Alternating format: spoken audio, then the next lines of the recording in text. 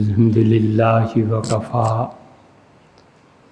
وسلام علی عبادہ الذین اصطفیٰ اما بعد۔ اللہ تعالیٰ نے اس دنیا کے احوال کچھ ایسے رکھے ہیں کہ اقوام کے عروج اور زوال کی تاریخ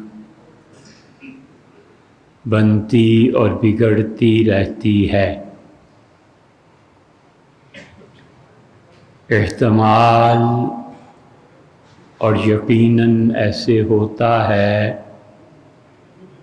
کہ ایک قوم عروج پر ہے اور اس قوم میں جو ان کے مقاصد ہیں اس کا غلبہ ہے، اور ایک قوم جس میں ان کے معائب اور زوال کی علامتیں ہیں اس کا غلبہ ہے۔ اس لیے اللہ کی عادت اور قانون ہے، اور ایک تیسری چیز بھی ہے کہ دنیا کی وہ اقوام جو اپنا سکہ ثبت کر چکی تھیں اور شاید کہ ان کے ذوم میں ہو کہ وہ دنیا سے کبھی بھی نہیں مٹائی جا سکیں گی، آج ان کے خالی گھر محلے بالکل تباہ نہیں ہوئے، آثار قدیمہ نے کھوج لگا کر ان کی تعمیرات کو برآمد کر لیا، مگر کوئی بھی علم اب تک قاصر ہے کہ بتائے یہاں ہوا کیا تھا۔ موہنجودڑو، ہڑپا اور تبوک سعودیہ میں، مصر حتیٰ کہ امریکہ اور آسٹریلیا میں، اس اسلام آباد کے گرد و نواح میں بہت سی چیزیں اور آثار ایسے ہیں کہ کوئی ان کی حقیقت کو جاننے والا باقی نہیں ہے۔ قیاس ہے اور آثار سے کچھ ثابت ہو سکے، غیر یقینی طور پہ یہ چیزیں ہیں اور بس۔ اسی لیے اللہ کے ایک نبی علیہ السلام نے اپنی قوم سے کہا کہ وَمَصَانِعَ، اور میری قوم کے لوگوں تم اتنے بلند و بالا مینارے تعمیر کرتے ہو، لعلکم تخلدون، جیسے تم نے اس دنیا میں قیامت تک رہنا ہے اور کوئی بھی چیز تمہیں مٹائے گی نہیں۔ بدر میں فتح ہوئی اور احد میں نقصان ہو گیا۔ اللہ نے سورہ آل عمران میں اس پہ بہت تفصیل سے بات کی ہے، اور پھر ایک جگہ کہتا ہے کہ تِلْكَ الْأَيَّامُ نُدَاوِلُهَا بَيْنَ النَّاسِ، یہ دن ہم بدل بدل کے لوگوں پہ لایا کرتے ہیں، زوال بھی ہوتا ہے، عروج بھی ہوتا ہے، اچھے دن بھی آ جاتے ہیں، اور وہ دن بھی جن کے نتائج کے لیے ہم ذہنی طور پر تیار نہیں ہوتے۔ یہ سب زمانے کے انقلابات ہیں، اور ایک مرتبہ پھر تاریخ جنم لے رہی ہے، ایک نیا انسیڈنٹ، ایک نئی چیز۔ اگر آپ پڑھتے ہیں اور آپ موجودہ دنیا کے حالات سے واقف ہیں تو آپ دیکھیں ایک نئی چیز سامنے آ رہی ہے تو حقیقتاً پرانی باتیں، لیکن اس میں نیا پہلو وہ بچے جنہوں نے تاریخ کے پرانے ادوار نہیں دیکھے اور وہ اپنی زندگی کے 20-25 سال کے ہیر پھیر میں ہیں، وہ ایک طاقت اور دوسری طاقت کے تصادم کو حیرت کی نظر سے بھی دیکھ رہے ہیں، اور ان کے چہرے اتر جاتے ہیں جب یہ پتہ چلتا ہے کہ ان کی کسی محبوب قوم کو شکست ہو رہی ہو، اور ان کو پتہ چلتا ہے کہ کسی اپنی محبوب قوم کو عروج مل رہا ہے تو خوشی سے کھل اٹھتے۔ یہ اتنا لمبا موضوع ہے، مگر ان بچوں کے لیے جو کچھ سیکھنا چاہیں اور اس کو اینالائز کریں، جس نتیجے پر وہ پہنچیں اور ہم سے اختلاف رکھیں، سر آنکھوں۔ زندگی اختلافات ہی کی بنیاد پہ خوبصورت ہوتی ہے، سارے پھول ایک جیسے ہوتے اور سب کھانوں کا ذائقہ ایک جیسا ہوتا، سب ماؤں کی شفقت اور سب باپ تربیت ایک طرح سے کرتے تو کائنات کا حسن مٹ جاتا۔ اس لیے آزادی، اظہار رائے کا موقع، رائے کو غور سے سننا، اور اگر یہ کھل جائے کہ میں خطا پر ہوں تو بالکل کشادہ دلی سے اسے تسلیم کرنا، یہ سب چیزیں ہوتی ہیں۔ یہ حضور صلی اللہ علیہ وسلم کی رائے سے کتنے صحابہ رضی اللہ عنہ نے اختلاف کیا اور کہا اللہ کے رسول اگر یہ وحی نہیں ہے تو پھر میری رائے یہ ہے، فرمایا تمہاری رائے پہ عمل کر لیتے۔ تو اختلاف رائے امتی کا نبی سے ہو تو وہ قابل تسلیم اور پھر اس کے بعد قابل عمل ہے۔ کیوں کوئی اس زوم میں رہے کہ وہ صاحب وحی تھے علیہ الصلوۃ والسلام، اور میں کچھ بھی نہ ہونے کے باوجود کسی کے اختلاف کو سننا بھی گوارا نہ کروں، بہت بری بات۔ اس لیے یہ پھر ایک انقلاب، پھر طاقتوں کی ٹکر۔ اسے پتہ چلتا ہے کہ آپ اگر اس کے اسباب پر غور کریں، کون حق پر ہے، کون باطل پر ہے، کون ظالم ہے، کون مظلوم ہے، یہ ساری بحث اس منبر سے نہیں ہو سکتی، لیکن اس سے بڑا نتیجہ جو ہمیں پتہ چلنا چاہیے، جو ہمیں سیکھنے کی چند ایک چیزیں ہیں، وہ ہمیں اس اعتبار سے سیکھنی چاہیے کہ اس منبر کا ایک فرض عائد ہوتا ہے کہ جہاں تک ہو سکے اپنے بچوں کی اور اگلی نسل کی اختلاف کے باوجود تربیت ذہنی طور پر کی جائے۔ دیکھو بچوں، جب کسی قوم میں انقلاب آتا ہے تو اس کے لیے یہ ضروری ہے کہ وہ اپنے دوستوں اور اپنے ہم نظریہ لوگوں کے عیب سے درگزر کرے اور یہ سمجھے کہ میرے بعد قیادت یہ آ جائے گی، اس کے بعد قیادت یہ آ جائے گی، اس کے بعد قیادت یہ آ جائے گی، اور حتیٰ کہ وہ نسل در نسل کے لیے قیادت کو منتخب کر کے چلا جاتا ہے اور وہ کہتا ہے کہ میری رائے یہ ہے، اور میرے بعد اگر تم میری رائے کے خلاف کرو تو تمہاری مرضی ہے، لیکن جتنا مجھ سے ہو سکتا تھا میں نے تمہیں ایک راہ سجھا دی۔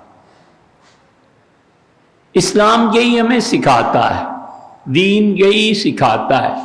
دین میں اگر کوئی آدمی عمل کرنا چاہے تو اس کے لیے ضروری ہے کہ اس کے پاس صحیح علم ہو، اور علم کی طرف ہم پھر پلٹتے ہیں، اور ایک چیز ضروری ہے کہ وہ طاقت کے صحیح استعمال کو جانے۔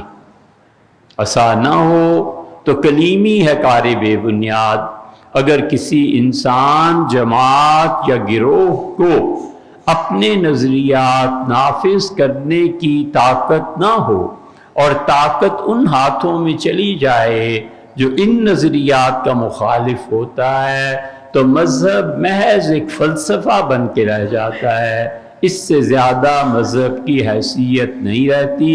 اور بہت آپ مذہب کو لانا چاہیں تو پھر مذہب رسومات اور عبادات کا مجموعہ بن جاتا ہے، لیکن اس میں قوت اور اس میں تحریک اور اس میں زندگی اور اس میں انقلاب اور اس میں معاشرے میں عدل قائم کرنا اور معاشرے میں دولت کی منصفانہ تقسیم، یہ سب کے سب نظریات نظر ہو جاتے ہیں، اور کوئی نہیں مانتا اور پوچھتا۔ ہر وہ دعوت جس کے ساتھ طاقت اور اس کو امپلیمنٹیشن کا اختیار نہ ہو تو پھر وہ فلسفہ ہے، آپ پڑھتے رہیے اور جیتے رہیے۔ لیکن یہ توقع رکھنا کہ یہ فلسفہ کچھ نتیجہ برآمد کرے گا، ایسے نہیں ہے۔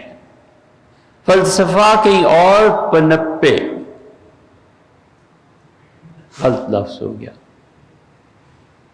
فلسفہ کہیں اور پنپ پائے اور اس کی امپلیمنٹیشن، اس کا نفاذ کہیں اور ہو، یہ اللہ کے ہاں ہوتا ہے۔ اللہ کبھی کبھی آپ نسبت دیکھیں، ظالموں کی نسبت خدا اپنی طرف کرتا ہے، اور اللہ کہتا ہے 15ویں پارے کا پہلا رکوع پڑھ لو، بس سمجھ آ جائے گی۔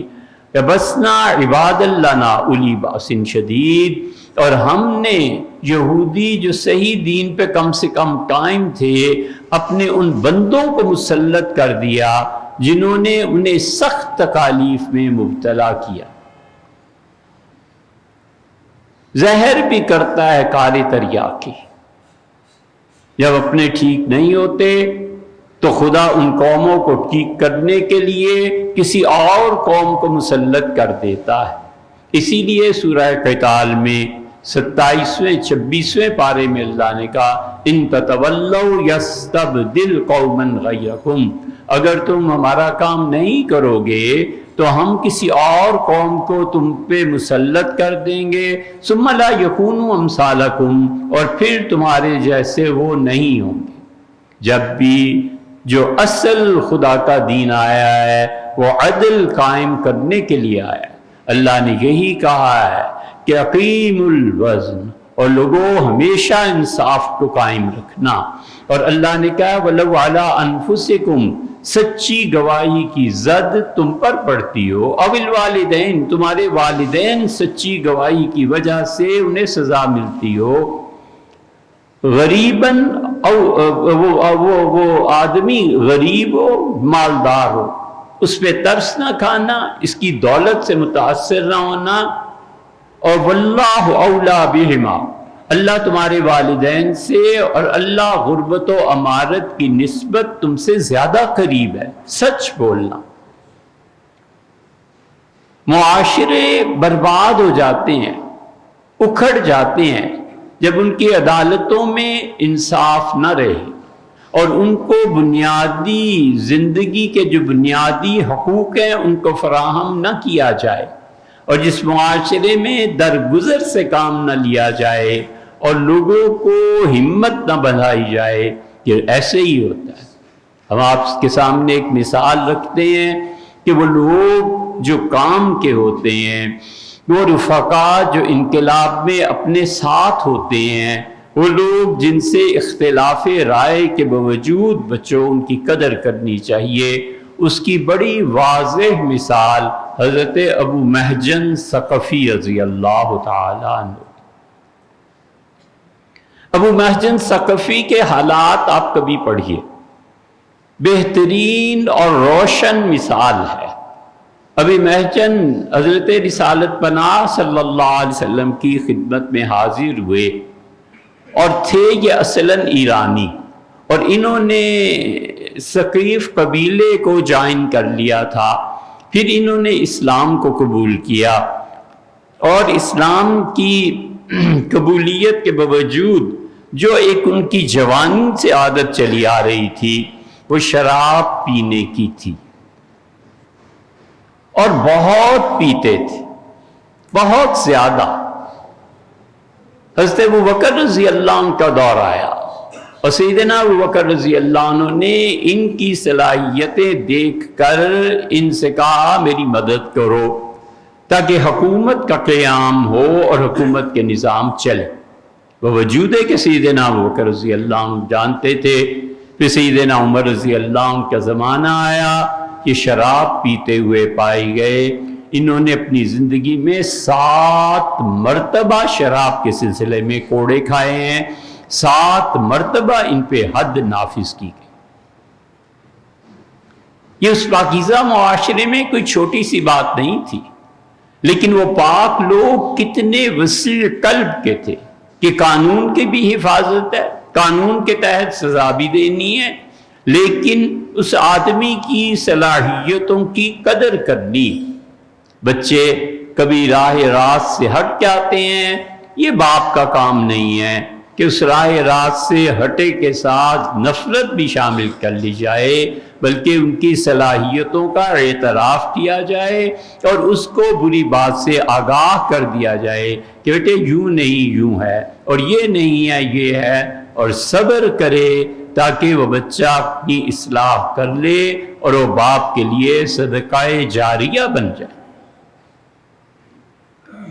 سیدنا عمر رضی اللہ عنہ کے دور میں جب وہ پھر شراب پی کے ایک مرتبہ پکڑے گئے تو عمر رضی اللہ عنہ نے کہا کہ ابو محجن میرے خیال ہے کہ میں تمہیں مدینہ منورہ سے نکال دوں، تم اتنی مرتبہ اس جرم میں گرفتار ہو کے آئے ہو، اور حضرت رسالت پناہ صلی اللہ علیہ وسلم کے صحابہ میں سے ہو، اب قتل کی تو اجازت ظاہر ہے کہ شریعت نے نہیں دی تھی، امیر المومنین رضی اللہ عنہ کا مدینہ چھوڑ دو اور یہ حد اب نافذ ہوگی، اور مدینہ منورہ سے تم چلے جاؤ جزیرہ، اور آرڈر لکھ دیا کہ ان کو مدینہ بدر کر کے جزیرہ میں بھیج دیا جائے۔ حضرت ابو محجن ثقفی رضی اللہ عنہ نے جب دیکھا کہ تھانہ یا جو بھی جگہ تھی اس کے چوکیدار غافل ہیں تو نکل پڑے اور جا کر انہوں نے دم لیا قادسیہ میں، اور قادسیہ میں اس وقت حضرت سعد رضی اللہ عنہ کا معرکہ تھا ایران سے۔ حضرت عمر رضی اللہ عنہ جب پتہ چلا تو اتنے ایکٹیو تھے کہ انہوں نے خط لکھا کہ میرا خیال ہے وہ چونکہ ایرانی ہیں اس لیے تمہارے پاس اس غزوے میں آئے گا، تو اگر وہ آ جائے تو ابو محجن رضی اللہ عنہ کو قید کر لینا یہاں تک کہ قادسیہ کا فیصلہ ہو جائے، اور پھر مضبوط پہرے میں اسے میرے پاس مدینہ منورہ بھیج۔ حضرت سعد رضی اللہ عنہ نے خط کو پڑھا اور خاموشی سے رکھ لیا، اور وہ محجن حضرت عمر رضی اللہ عنہ کی فراست کے مطابق اس معرکے میں آ گئے۔ حضرت سعد رضی اللہ عنہ سے ملے، انہیں نہیں معلوم تھا کہ میرے متعلق آرڈر یہ آیا ہوا ہے، تو حضرت سعد رضی اللہ عنہ نے فوج کو کہا کہ اسے قید کر دو، اور فلاں کمرے میں یہ معرکہ ہے اور میں بہت مصروف ہوں، اور میں اس کے جو جیل کے لیے کمرہ ہے اس کے اوپر بیٹھ کے جنگ لڑواؤں گا، اور مجھے اس کی حفاظت بھی ضروری ہے، کیونکہ امیر المومنین رضی اللہ عنہ نے طلب فرمایا ہے جس شخص پہ 7 مرتبہ شراب کی حد جاری تھی کچھ نہیں، بس انہیں قید کر لیا گیا، اور وہ کھڑکی سے دیکھ رہے تھے اور سامنے جنگ ہو رہی تھی۔ اور حضرت سعد رضی اللہ عنہ نے دیکھا یہ نیچے قید میں تھی، حضرت سعد رضی اللہ عنہ کی ایک نوکرانی باندھی گزری، اور اسے کہا میں تمہیں خدا کی قسم دیتا ہوں میرے جیسا آدمی اور میدان جنگ میں اس کے جوڑ نہ کھلیں، یہ جوانی کس کام کی، میں تمہیں خدا کی قسم دیتا ہوں مجھے گھوڑا دے دو اور مجھے لڑنے دو، اور میں اگر شہید ہو گیا تو پھر تو امیر المومنین اور سعد رضی اللہ عنہ کا قصہ نبٹ گیا، اور اگر میں یہ ہے دیانت داری، لوگ کسی ایک آدمی کی ایک برائی پکڑ لیتے ہیں اور اس کی ساری شخصیت کو مسخ کر دیتے ہیں، ڈرتے نہیں کہ اللہ کو کیا جواب دیں گے۔ اس نے کہا کہ اگر میں بچ گیا، مہاجن رضی اللہ عنہ نے فرمایا، تو میں خود آ کر یہ بیڑیاں پہن لوں گا، تم مجھ پہ بھروسہ کرو، اور میں مسلمان آدمی ہوں۔ یہ ہے مسلمان جو حقیقت میں مسلمان تھا۔ اس لڑکی نے ترس کھا کے چھوڑ دیا، اس کا گھوڑا دو، اس کا سعد رضی اللہ عنہ کا گھوڑا یہ بندھا ہے، انہوں نے گھوڑا لیا اور جا کے لڑنے لگے۔ حضرت سعد رضی اللہ عنہ چھت سے لڑوا رہے تھے فوج کو ادھر اور ادھر۔ انہوں نے کہا دور سے دیکھ کے کہ یہ گھوڑا تو میرا ہے، اور یہ چھب یہ تو ابو محجن کا ہے، اور وہ نیچے قید ہے، یہ مسئلہ کیا ہے؟ جب انہوں نے اپنے غنیم کی فوج میں گھس کے چند دشمنوں کو، ان کے کردار اور ان کو کیفرے کے ان کو ختم کیا، تو سعد رضی اللہ عنہ خوش ہوئے بہت، اور ان کا گھوڑا میرا ہے، ابو محجن نیچے میرے اس کمرے میں قید ہے، یہ جوان ہے کون، اور اس کی لڑائی دیکھو، یہ ایسے لڑ رہا ہے جیسے فارسی، جیسے ایرانی لڑتے ہیں، کیا کہنے اس کے۔ اور جب شام فتح ہو گئی، فیصلہ ہو گیا، تو گھر تشریف لے گئے اور بہت خوش تھے، ظاہر ہے فتح پہ خوشی تو تھی، بار بار فرماتے تھے کہ آج میں نے ایک عجیب چیز دیکھی ہے رئیف، میرا گھوڑا اور کوئی سپاہی لے گیا، اور چھب ایسا تھا لڑائی کا جیسے ایرانی لڑتے ہیں، میں حیران ہوں کہ بلاؤ ابو محجن کو۔ تو اس نے سنا، وہ جو لڑکی تھی، اس نے کہا حضرت میں سچ بتاؤں، کہاں بتاؤ، اس کا ایسا ایسا واقعہ ہوا ہے، اور اسے ہاتھ جوڑے اور مجھے خدا کی قسم دی، میں نے اس کا دروازہ بھی کھول دیا، بیڑیاں بھی اتار دی۔ حضرت ابو محجن رضی اللہ عنہ کو حضرت سعد رضی اللہ عنہ دیکھنے گئے کہ کہاں ہے، اور ابو محجن بیڑیاں پہن کے، یہ تھا اپنے قول کا سچا، کھڑے بیٹھے۔ سے سعد رضی اللہ عنہ بلایا اور کہا ابو محجن میں امیر المومنین رضی اللہ عنہ سے بات کر لوں گا، خدا کی قسم تمہاری یہ شراب نوشی ہمیں اس سے نہیں روک سکتی کہ ہم تمہاری صلاحیتوں سے فائدہ اٹھائیں، اور میں تمہیں معاف کرتا ہوں، اور تمہارا میرا اور امیر المومنین رضی اللہ عنہ کا معاملہ ہے۔ انہوں نے کہا حضرت آپ نے جہاد دیکھا؟ ان کا میں نے دیکھا اور پسند کیا۔ انہوں نے کہا آپ نے اللہ کی قسم کھا لی ہے میرے متعلق، میں آپ کے سامنے اللہ کی قسم کھاتا ہوں کہ میں آج کی بات نہیں پی۔ کہا آپ قسم کھا سکتے ہیں، میں بھی قسم کھا سکتا ہوں۔ اور ابو محجن رضی اللہ عنہ کو شراب کی یاد ستاتی رہی، شاعری کرتے تھے۔ اب وہ عربی کے شعر ہیں، اس کو مختصر کر لیتے ہیں۔ انہوں نے کہا کہ اے سننے والے، جب میں مر جاؤں تو مجھے دفن کرنے کے بعد میری قبر پہ انگور کی بیل چڑھا دینا اور انگوروں کو پھیلنے دینا، تاکہ انگور کی شراب جو سب سے اچھی لگتی ہے اس کی جڑیں میرے منہ تک پہنچ جائیں گی، اور اگر تم مجھے کسی میدان میں دفن کر دو گے تو پھر وہ مزہ نہیں رہے گا جو موت کی زندگی کے بعد آنا چاہیے۔ اتنے زیادہ وہ اس میں کھلے ہوئے، لیکن دوسری طرف خلافت کی قدر دیکھو، ان لوگوں کی قدر دیکھو، انہوں نے اپنے بندے کو ضائع نہیں کیا۔ حضرت ابو محجن رضی اللہ عنہ کی شہادت ہوئی تھی آذربائیجان میں، اور ایک روایت میں آتا ہے کہ جرجان کی ایک لڑائی میں شہید ہو گئے تھے۔ جو بھی جہاں بھی تدفین ہو ان کی، خدا ان سے راضی ہو۔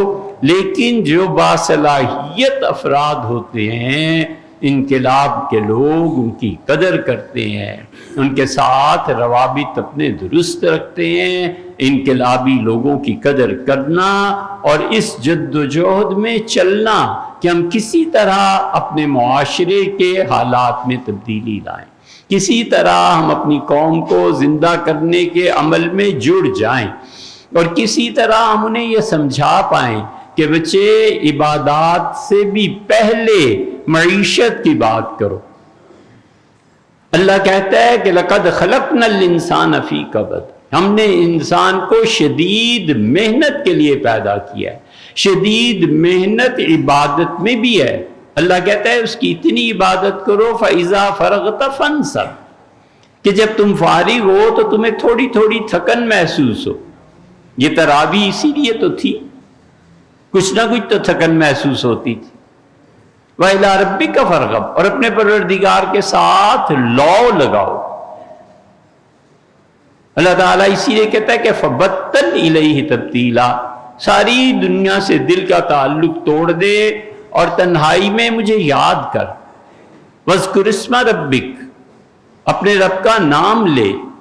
اور ایک جگہ آگے سورہ مزمل میں کہتا ہے یہ 6 آیات جو سورہ مزمل کی ابتدائی ہیں نا، یہ سارا زہد اور تصوف اور ولایت اللہ نے جمع کر دیا ہے. اللہ نے فرمایا وَاذْكُرِ اسْمَ رَبِّكَ، اپنے رب کا نام پڑھ، اپنے رب کا نام لے، اللہ اللہ کر. وَتَبَتَّلْ إِلَيْهِ تَبْتِيلًا، دنیا کے سارے جھنجھٹوں سے بے نیاز ہو کے مجھے یاد کر. پھر کہتا ہے فَاتَّخِذْهُ وَكِيلًا، اور مجھے کارساز بنا اپنا، میں تیرے کام کروں گا، تو میرا نام لے، تو مجھے یاد کر. یہ عبادت کی جد و جہد ہے. اللہ کہتا ہے شدید محنت کے لیے، عبادت میں محنت ہے. تو حلال کا مال کمانا، حلال کے لیے اپنی دکان کھولنا، تاجر بننا، تجارت میں اپنے آپ کو تھکا دینا، یہ بھی تو عبادت ہی ہے.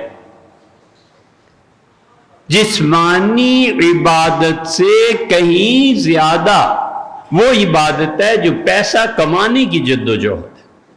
بھول جانا چاہیے اس بات کو کہ کسی معاشرے میں معاشرتی طور پر پیسے کی تقسیم درست نہ ہو اور وہاں اسلام آ جائے، نہیں ہو سکتا. غربت کسی بھی فرد کو قابل تقلید اور قابل مثال نہیں بناتی. بیچارہ کہیں نہ کہیں جھکے گا. اب اسی سورہ مزمل کو پڑھیں اور جاؤ کوئی تفسیر اٹھا لو. اللہ تعالی نے فرمایا کہ میرے بندے یضربون فی الارض، زمین میں محنت کرتے ہیں، کاروبار کرتے ہیں. وآخرون یجاہدون فی سبیل اللہ، اور کچھ ایسے ہیں جو اللہ کی راہ میں جہاد کرتے ہیں. سیدنا عمر رضی اللہ عنہ یہ آیت پڑھی اور ان کا دیکھو اللہ نے پیسہ کمانا اس کو پہلے کہا ہے اور جہاد بعد میں کہا ہے. اور لوگوں تم جہاد کو افضل سمجھتے ہو، میں سمجھتا ہوں مالی طور پر اپنے آپ کو مضبوط کرنا یہ جہاد سے افضل ہے. اس لیے دولت کی غیر منصفانہ تقسیم اور معاشرے میں جو لوگ دولت کو تقسیم کرنے کی ذمہ داری قبول کرتے ہیں ان کے ساتھ چلنا، ان کی تقسیم پہ راضی رہنا، نہ دل سے اسے برا جاننا، نہ زبان سے اسے برا کہنا، تو ایمان کاہے کا. اس لیے جس انقلاب کو آپ دیکھتے ہیں جو ٹکر دو طاقتوں کے درمیان لگ رہی ہے، آپ کا خون کھولتا ہے. اب ہماری زبان پر اعتبار کی بجائے ابھی گھر جاؤ گے نا تو جا کر ذرا یہ دیکھنا کہ یہ ساری قوم کتنی پڑھی لکھی ہے. بم گرائے جا رہے ہیں. آپ نے یہ منظر دیکھا نہیں دیکھا تو دیکھ لو یہاں جا کے. اور بلڈنگز اڑائی جا رہی ہیں.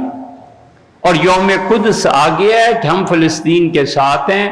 کیا عورتیں اور کیا مرد چند گز کے فاصلے پہ بم پھٹ رہے ہیں اور سب کے سب نکلے ہوئے ہیں کیا، اور فلسطینی رومال اوڑے ہوئے ہیں. آپ اسے غلط کہیے، آپ اسے صحیح کہیے، آپ اسے کفر کہیے، آپ ایمان کہیے، ہم اس بحث میں نہیں پڑھ رہے. لیکن ہم کہتے ہیں ایک کاز کے لیے قوم متفق ہے.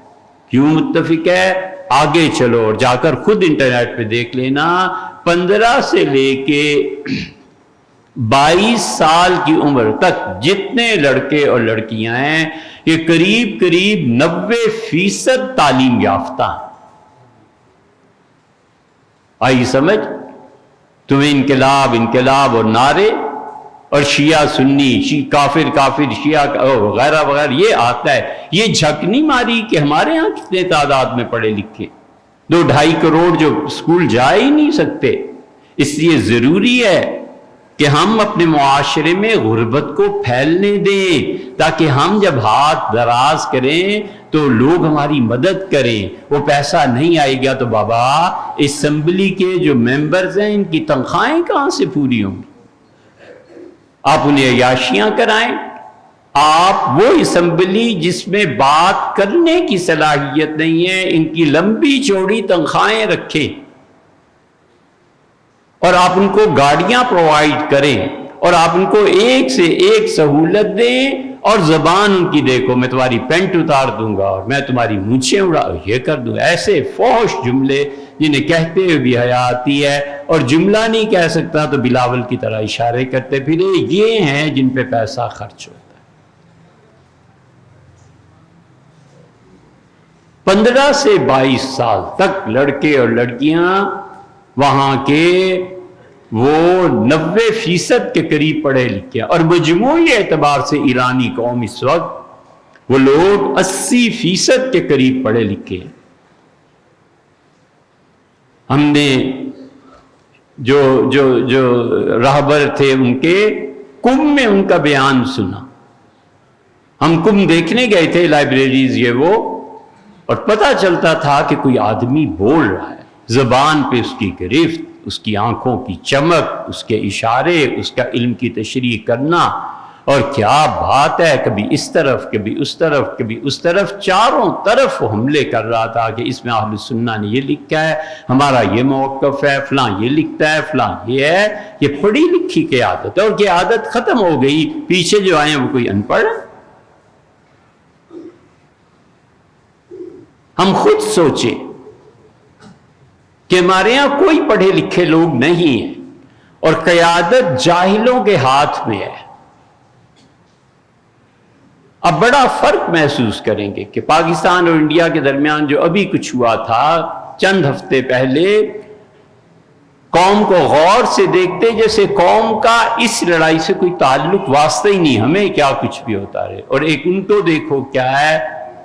اور ہم تہران گئے کئی مرتبہ کتابیں خریدنے کے غرض سے، اب تک جو کتابیں ہمارے یہاں الحمدللہ اہل تشیع بھی موجود ہیں، ہم نے لمبی لائنز دیکھی تو میرا تعجب ہوا پہلی مرتبہ کہ اتنے جوان لڑکے لڑکیاں، اتنی لمبی لائن، یعنی 100-150 بچے ایک لائن میں کھڑے ہیں۔ ہم کراس کر کے آخر پہ پہنچے کہ آخر یہاں کون سی مفت مٹھائی بٹ رہی ہے، تو جتنے تھے وہ سب کے سب کمیونزم کی کتابیں خرید رہے تھے، کارل مارکس کا فلسفہ وہ پڑھ رہے تھے، اور وہ فرانس کی تہذیب اور اس کو پڑھ رہے تھے، اور وہ علی شریعتی کو پڑھ رہے تھے۔ آپ لائیں علی شریعتی جیسا انسان، اقتصادیات پہ علی شریعتی نے جو لکھا ہے بچوں سے پڑھو، جا کے اپنے آپ کو پابند کرو، بیٹھنے کا پابند کرو، بچے کے پاؤں کھل جائیں اور آوارہ گھومنے لگے، پھر اللہ ہی خیر کرے۔ علی شریعتی 1933 میں پیدا ہوئے تھے، اور علی شریعتی انقلاب ایران سے کچھ پہلے لندن میں 1977 میں اچانک اپنے فلیٹ کے بعد وفات کی صورت میں پائے گئے۔ علی شریعتی نے انقلاب کی راہیں رکھی تھی۔ علی شریعتی اس ملا کی قیادت سے بھی انہوں نے لڑائی کی جو مولوی شریعت کے نام پہ قوم کو گمراہ کر رہے تھے، اور علی شریعتی نے ایسی ہی ٹکر لی تھی دوسری طرف شاہ ایران سے۔ قوم پڑھی لکھی تھی، لوگ پڑھے لکھے تھے، لوگوں نے ایرانی حکومت کے پروپیگنڈے کو رد کر دیا۔ انہوں نے کہا علی شریعتی پہ جتنے الزام لگاتے ہو ہم نہیں مانتے، ہمارا لیڈر ایسا ہے بھی تو ٹھیک۔ آپ میں سے بہت تھوڑے لوگ ہوں گے بچوں کبھی دیکھنا انقلاب ایران کا کیسے آیا تھا۔ علی شریعتی کے انتقال کے 1.5 سال بعد 1 کروڑ سے زیادہ لوگ امام خمینی کے لیے تہران کے ایئرپورٹ پہ تھے، اور گلی گلی محلے محلے میں ہم نے وہی اس زمانے میں جو تصاویر چھپتی تھی وہ دیکھی ہے، ٹی وی پہ جو کچھ آیا، گلی گلی میں بچے بچیاں چیخ چیخ کے کہہ رہے تھے کہ درود بر خمینی، سلام بر علی شریعتی، علی شریعتی، علی شریعتی۔ علی شریعتی 43 ایئرز کا تھا جب اسے گورنمنٹ نے ٹھکانے لگا دیا تھا۔ یہ سب کچھ ہوا، لیکن اس آدمی نے جو کچھ لکھا ہے نا وہ اس جگہ جا کر اس نے حاصل کیا تھا۔ فرانس وہ چلے گئے تھے اور فرانس وہ اس جگہ پہ پہنچے جہاں سارتر جیسا فلسفی موجود تھا۔ کیا کہنے اس کے فلسفے کے، وہ اللہ کا منکر ہے، خدا کو نہیں مانتا۔ اس کو پڑھو تاکہ تمہیں کچھ ہوش آئے کہ خدا کو نہ ماننے کے دلائل کیا ہے، کچھ تو غیرت پیدا ہو، کچھ آپ بھی دلائل دیجئے اللہ کے ہونے کے۔ سارتر جیسا آدمی سے مل گیا اور طویل مباحث، اور وہ جو اس کی روح تڑپ رہی تھی کہ کوئی ہادی اور مرشد ہونا چاہیے، فرانس پہنچ کے اسے ہادی اور مرشد بھی مل گیا، جس پہ اس نے اپنے مرشد کے لیے پوری کتاب لکھی، اور اس نے کہا کہ میں اپنے مرشد پہ 1000 بار قربان، جس نے مجھے اپنی ذات میں جینے کا حوصلہ دیا ہے۔ اور آپ کو پتہ ہے پیرس میں اسے کون سا پیر و مرشد ملا تھا؟ اس نے کہا علامہ اقبال اور معمر روم۔ سمجھے؟ مثنوی کو پڑھو تاکہ تمہیں پتہ چلے کہ عقل جن شے حدود کو محدود مانتی ہے، روح کہتی ہے یہ تو تمہارا ہے نا، تم کہہ دو، میں نہیں، میں تو آتی جاتی رہتی ہوں۔ اسے صاف لکھا کہ میرے پیر و مرشد علامہ اقبال، جنہوں نے مجھے حریت اور آزادی کا سبق سکھایا، ہم نے بھی کبھی غور کیا؟ ہم پھر کہتے ہیں حق باطل جھوٹ، اس کو چھوڑو، ہم ایک بات کی بات کرتے ہیں کہ قوم کھڑی ہے نا، سچ پہ ہے، جھوٹ پہ ہے، ظالم ہے، مظلوم ہے، یہ آپ کے اپنی مباحث ہیں، یہ جگہ مناسب نہیں ہے۔ لیکن وہ کیوں کھڑی ہے، کیوں ڈٹ گئی ہے؟ اس لیے کہ ان کے لوگ 80% سے زیادہ پڑھے لکھے ہیں، اور ہمارے یہاں